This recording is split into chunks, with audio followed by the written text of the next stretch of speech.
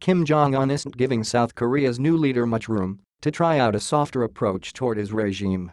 North Korea fired off another medium-range ballistic missile on Sunday, the country's eighth test this year and second since Moon Jae-in won South Korea's presidential election on May 9. President Donald Trump has vowed to stop North Korea's push for a missile that could deliver a nuclear warhead to North America by force if necessary. Moon campaigned on a policy of engagement with North Korea, changing tack from the hardline approach under 9 years of conservative rule. Has already sought to mend ties with China, North Korea's main ally and benefactor, and appointed key aides that have experience reaching out to Kim's regime. In 2007, as chief of staff to former President Roh Moo-hyun, Moon helped arrange a meeting with North Korea's Kim Jong-il. Moon has repeatedly said that talks now would only be possible once the country changes its attitude.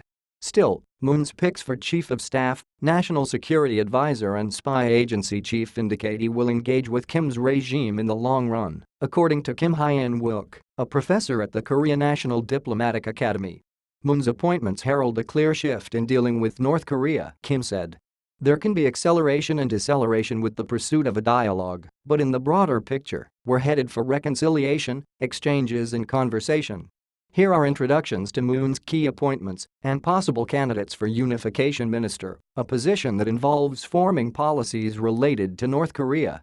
Im, 51, became a household name in his early 20s when he headed a leftist student group that demanded peaceful unification of the peninsula. In defiance of the national security law, he sent a colleague, Lim Soo-kyung, to Pyongyang to attend a festival. She shocked South Koreans by meeting with North Korean founder Kim Il-sung. Im eluded authorities for almost a year, despite offers of rewards for information on his whereabouts. Rumors were rife, and later denied by Im, that he disguised himself as a woman to avoid capture. He was eventually caught, tried and sentenced to a 5-year prison term before being released after more than 3 years. He later became a 2-term lawmaker and Seoul's deputy mayor before joining Moon's election campaign. Explaining the reason for his pick, Moon said through a spokesman that Im's experiences and philosophy would properly support the president's will to improve South-North relations. Chung, a former ambassador in Geneva, leads of Special Task Force on Diplomacy and Foreign Affairs. This month he met with Trump's envoy, National Security Council Senior Director Matt Pottinger, and is organizing a summit between the U.S. and South Korean leaders for late June. In an op-ed to rebut a Wall Street Journal column that Trump and Moon could collide on North Korea issues, Chung said both administrations mix pressure and dialogue in their approaches to the regime. There is ample room for the U.S. and South Korea to calibrate and plan their joint engagement with the North, he wrote. Chung will preside over an enlarged council after Moon doubled its size to 43 members to give it more power to oversee inter-Korea relations, diplomacy and national defense. Sut, 63, was deeply involved in the coordination and negotiation of the previous 2 inter-Korea summits during his 28-year stint at the spy agency where he most recently led the North Korea Intelligence Division. The president believes Sut is the best person to guide the agency to resolve the North's nuclear issues and bring stability and peace to the Korean peninsula and quote, Moon's spokesman said.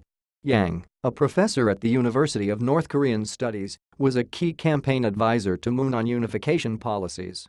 He visited North Korea as part of the government's delegation at a June 2000 summit. In a guest contribution this month to a government-run website that explains policies, Yang, 57, said the recovery of ties should start by reopening a hotline between the countries at the border village of Panmunjom. A test run of the hotline, which was cut off by North Korea last year, could lead to a working-level contact and even to senior-level talks and quote, according to Yang. Song worked as an automobile welder and taxi driver before becoming a lawyer and a 4-time lawmaker.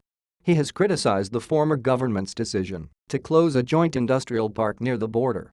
According to Song, the shutdown isn't hurting Kim's regime because it only generates about 0.3% of North Korea's estimated gross domestic product.